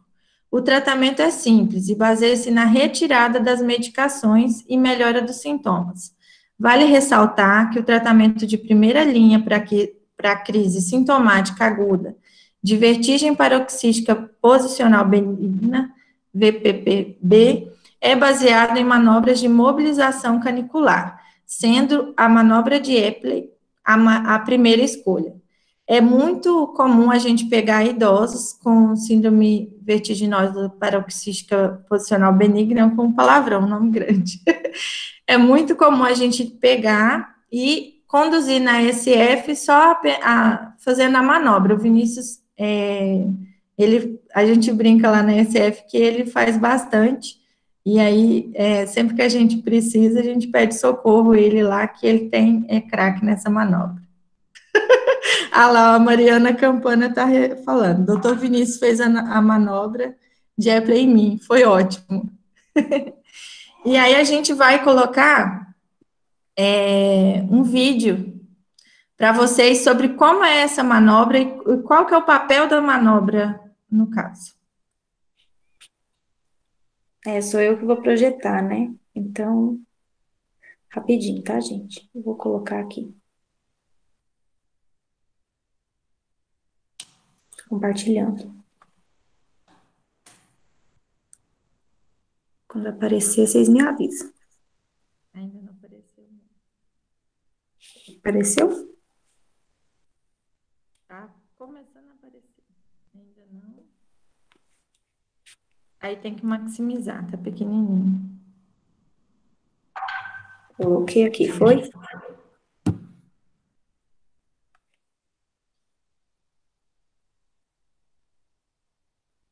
Agora foi.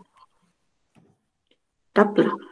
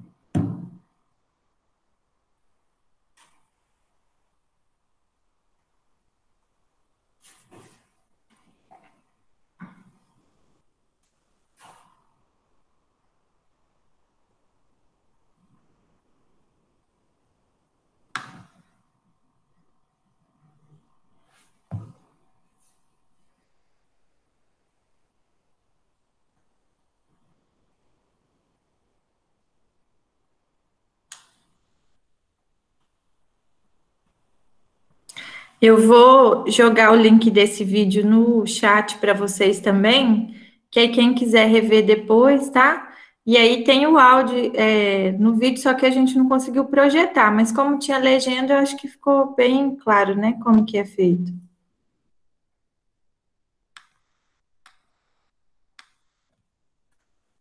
A Aline vai recolocar a apresentação agora, tá? Então, só falando um pouquinho antes, Aline, essa é uma manobra simples, né, que demanda nenhum recurso, né, só apenas o recurso humano mesmo, a gente, e é muito comum os pacientes chegarem muito mal, assim, com muita queixa de tontura mesmo, e saírem praticamente sem sintomas, né, na maioria das vezes sem sintoma nenhum mesmo, ter uma melhora no mesmo momento. Então, é muito, muito importante que todos nós sempre aprenda, né, fazer essa manobra para ajudar os nossos pacientes na atenção básica, para, por exemplo, um idoso sair sem a medicação, melhorar só com uma manobra é muito bom. Porque na maioria das vezes eles acabam ficando viciadinhos, igual eu contei, e acabam comprando remédio por conta própria, e isso pode, né, causar outras complicações, como esse próprio caso fala do tremor fármaco induzido. O Vinícius estava lembrando aqui que o paciente pode aprender a fazer sozinho em casa ou com a ajuda de alguém, porque é uma manobra simples. Então, em alguns casos, o próprio paciente consegue resolver. Pode passar. Então, aqui a gente vai relembrar um pouco o que significa vertigem, né?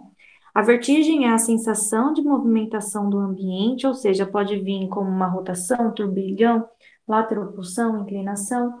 Às vezes usa-se o termo vertigem verdadeira para descrever esse sintoma. Quando há vertigem verdadeira, o problema geralmente é um distúrbio vestibular periférico agudo.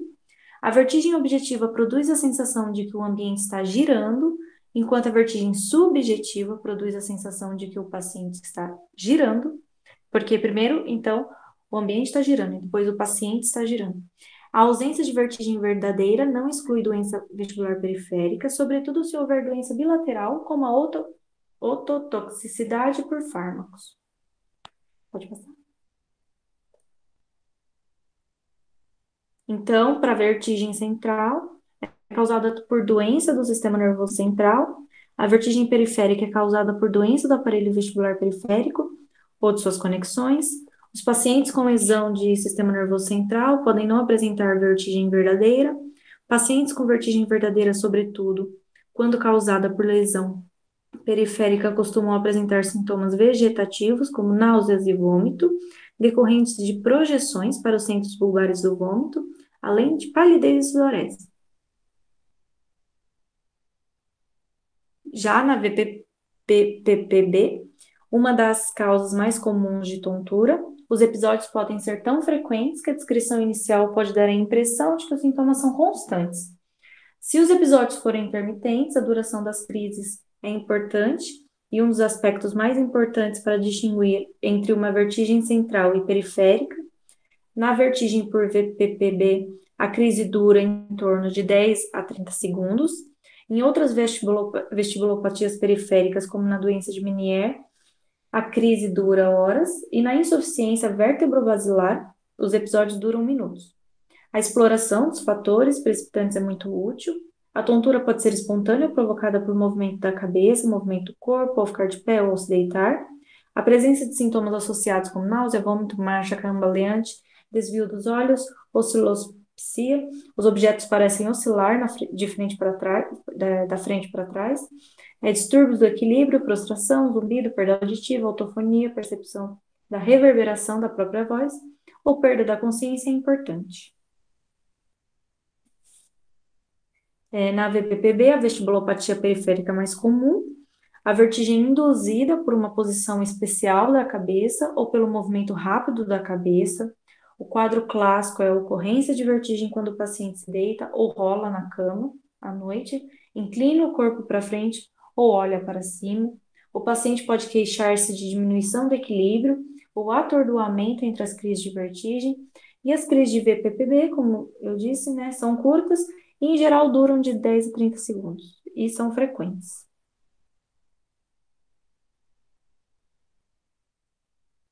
A provável causa, né, como mostrado no vídeo, é por estatocônios que se soltaram da mácula do utrículo e constituem fragmentos que flutuam e se depositam em um dos canais semicirculares ou aderem ao gel da matriz da cúpula. O movimento dos fragmentos causa as crises de vertigem. O deslocamento do estatocônios causa o movimento da endolinfa e estimula as células ciliadas da cúpula. A consequência é a vertigem até que haja sedimentação dos estatocônios, daí a curta duração das crises. Aí a manobra de Dix-Hallpike causa o deslocamento do sedimento e reproduz os sintomas. O distúrbio afeta principalmente o canal semicircular posterior, a parte do labirinto vestibular em posição inferior e o movimento da cabeça para trás causa vertigem. Aqui também a gente tem o mnemônico HINTS. Ele vai ajudar, né, a definir a conduta em relação ao paciente. Então, a interpretação é O RI, né, do RINS, ele é um teste do impulso cefálico. Como ele é feito? Solicita-se ao paciente que olhe no nariz do examinador, faça um movimento rápido e horizontal da cabeça e observe se a presença ou não da sacada compensatória. Ou seja, né, o paciente conseguiu olhar fixo nos olhos do examinador. Interpretação: se tiver um RI positivo, o sinal da lesão vestibular é sinal de lesão vestibular para o lado da sacada compensatória. Aí o NI do N, né, que forma o RINS, é definido como um movimento circular, composto por uma fase lenta vestibular e uma fase rápida, formação que é responsável, né, a formação reticular do tronco. Então, como ela é feita, solicita ao paciente que olhe fixamente na posição neutra e observe se há nistagmo. Essa manobra pode ser sensibilizada solicitando ao paciente que olhe para os lados, para cima e para baixo. Então, vamos ter nistagmos semi-espontâneos. Interpretação: a presença de nistagmo, na maioria das vezes, sugere lesão periférica. O nistagmo vestibular são unidirecionais, aumentando a direção do componente rápido, a lei de Alexander. Aí o test of skill, gastando em inglês aqui com vocês. Como fazer? Solicita-se ao paciente a manter os olhos abertos na posição neutra e oclui-se os olhos alternadamente. Então, a interpretação vai ser o seguinte: nos casos periféricos, os olhos se mantêm na mesma posição, já nos casos centrais, pode-se ver o movimento ocular involuntário. A presença deste teste positivo está fortemente associada à presença de AVC de tronco. O RINS, bem realizado, associado à história clínica do paciente, apresenta uma sensibilidade maior do que a ressonância magnética nas primeiras 24 a 48 horas do início do sintoma. Aqui é uma tabelinha pequenininha, resumindo tudo isso. Então, o RIT vai ser periférico, quando ele tiver o RINS vai ser periférico quando tiver alterado, horizontal, horizonto rotatório, unidirecional e Alexander positivo, e normal, central normal, nistagmo vertical multidirecional e skill é alterado. Não sei se fala skill, acho que fala, não sei. Alguém me corrija se estiver errado.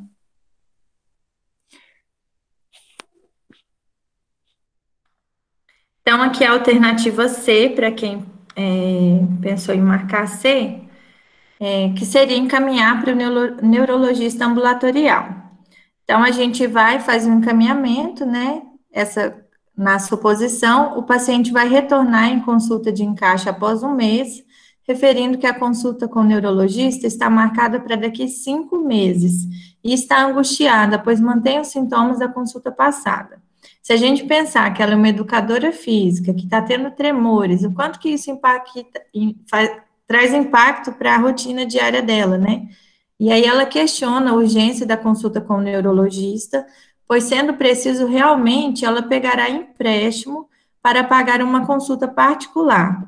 Mantém o uso das medicações, exame neurológico não tem diferenças em relação ao anterior e o tremor mantém com as mesmas características.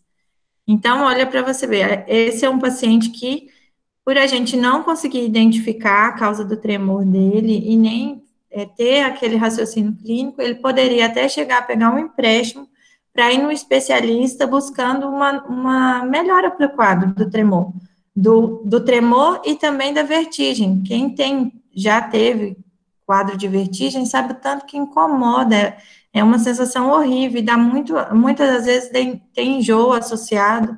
Então, quando deita, a sensação é pior, todo jeito tá ruim, andando tá ruim, deitado tá ruim.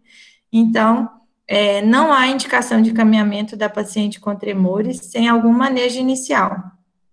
Além disso, caso os tremores fármaco-induzidos, via de regra, não tem indicação com acompanhamento com o especialista, né? Porque é uma coisa que você tira a medicação, você resolve. Então, para que você vai encaminhar esse paciente para o especialista? O tratamento é apenas a suspensão da medicação introduzida.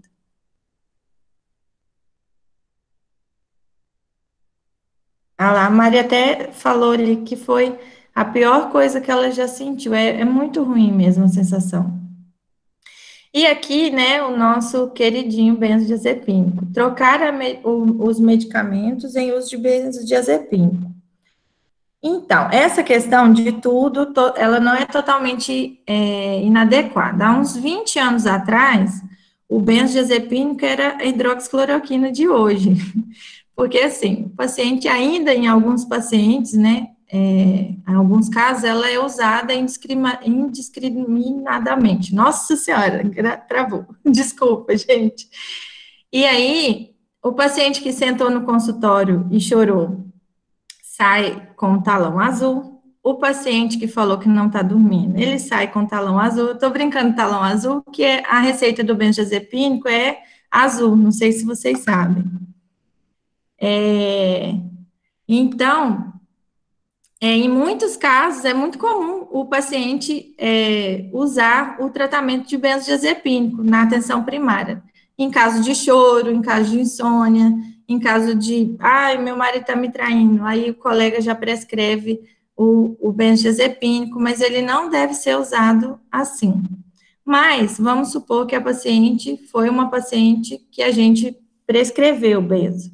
A paciente retorna em consulta em um mês, referindo melhora dos sintomas vertiginosos, e principalmente dos tremores. Entretanto, com a introdução do benzodiazepínico, sente-se mais lentificada, chegando a interferir no desempenho do trabalho. Ao exame neurológico, o paciente apresenta estar mais lentificada que o habitual, pouco hipotensa comparado à pressão habitual, sem tremores, sem estabilidade em marcha e Romberg negativo. Então, resolveu o tremor de fato, né? Resolveu a vertigem da paciente. Só que ela teve efeitos colaterais do benzodiazepínico, que seria essa lentificação, a hipotensão. E, então, eu deixei aqui um recadinho para vocês. O uso do benzodiazepínico é controverso. Ainda assim, alguns estudos sugerem que os benzodiazepínicos podem ser empregados, no entanto, seu uso deve ser muito cauteloso. Evitado também nos idosos pelo risco de maior depressão do sistema nervoso central e por curtos períodos, pois podem alterar o processo de compensação central no quadro vertiginoso de forma mais acentuada, além da dependência, né, além da conhecida dependência farmacológica. Assim, a gente atende muitos pacientes que são dependentes de benzodiazepínicos, é muito comum. Às vezes a paciente fala, eu já uso há 20 anos.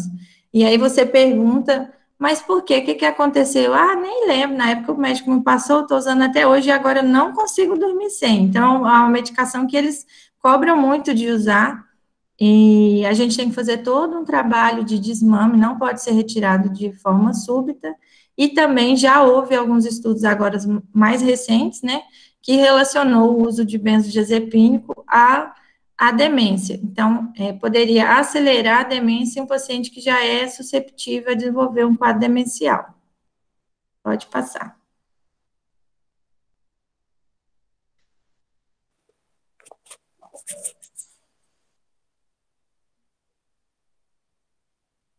Agora o caso 3, pode continuar, gente? Sim, como já tem pessoal que está em São Paulo, já é 11h29, né? Que está fora de Três Lagoas. Esse caso 3 é mais ou menos do mesmo tamanho do caso 2.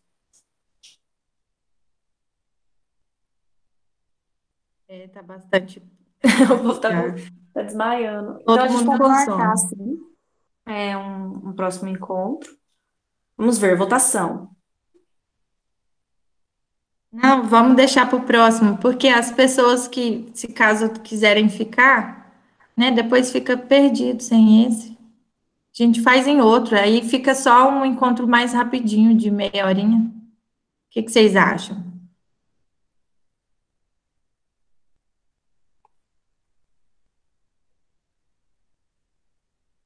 Então, eu vou fazer o seguinte: eu vou mandar um e-mail para vocês até amanhã, marcando dia e hora para esse próximo encontro, tudo bem? Para a gente acabar esse caso clínico 3. Por curiosidade, a gente vai falar sobre Parkinson, né? Doença de Parkinson. Pode passar para o final, Aline, onde tem aquele textinho, só para eu falar com eles um pouquinho. Ó, para ser um bom médico, vou até ligar minha câmera.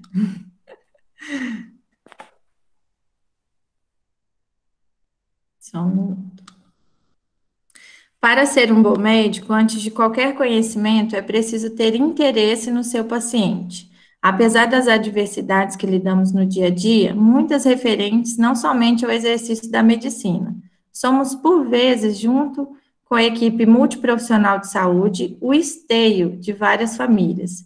E os resultados vêm em forma não apenas de melhores indicadores de saúde, mas no afeto de nossos pacientes, dos nossos pacientes. Isso é a nossa maior recompensa. Todos os dias podemos contribuir com o próximo. Nunca desacredite no seu potencial e na força de seu trabalho. Essa é a mensagem que eu queria deixar para vocês. Na maioria das vezes, principalmente atendendo em atenção básica, tem muitas coisas que a gente de fato não conhece, não sabe, e a gente tem sempre que procurar se aprimorar, né, e fazer o melhor para o nosso paciente. Então, o bom médico não é aquele que sabe o que o paciente tem, é aquele médico que tem interesse em ajudar o paciente, em descobrir, não deu certo essa medicação, aí não julgar, por exemplo, também não está tomando direito, às vezes ele está tomando de fato, e aí às vezes, é isso que tem, se não está dando certo, eu não sei o que fazer, eu vou te passar para o especialista. Aí volta no especialista e de novo, né? Doutor, não deu certo, não estou me sentindo bem. E aí você não tem uma atitude para ajudar o seu paciente.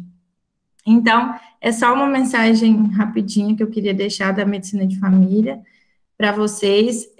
Queria dizer que eu estou bastante feliz, eu fiquei muito nervosa, peço desculpa por tanto que eu engasguei aqui, gaguejei, mas espero que tenha acrescentado na formação de vocês e agradeço muito o convite das meninas. Muito obrigada, professora. A gente agradece em nome de todos da Liga. Foi muito enriquecedora essa discussão e esperamos na próxima. Muito, muito obrigada, professora. Eu acho até bom ter uma próxima. Eu acho, Luísa e Aline, que a gente poderia emitir o certificado para todo mundo que participou hoje, né? Sim, E aí o outro encontro fica livre para não ficar se prendendo, tem que ficar aqui até o final para sim, receber com certeza. o certificado, não tem essa necessidade, né? Sim. Não, sem problemas nenhum. Professora, deixa eu te perguntar, você gostaria de sugerir uma palavra-chave para validar o certificado do pessoal? Pode ser qualquer palavra. MFC, tem que ser grande? Não, do tamanho que a senhora quiser. Então, MFC. Espero que Tá todos bom. vocês façam MFC. Então, gente, preencha o formulário e vai ficar aberto apenas 30 minutos. E a palavra-chave é MFC. Já mandaremos aqui no chat o link. Muito obrigada a todos que ficaram até agora. Tarde da noite, mas muito produtivo. Muito obrigada mesmo. Tchau, gente. Obrigada. Tchau, professor. Obrigada mesmo.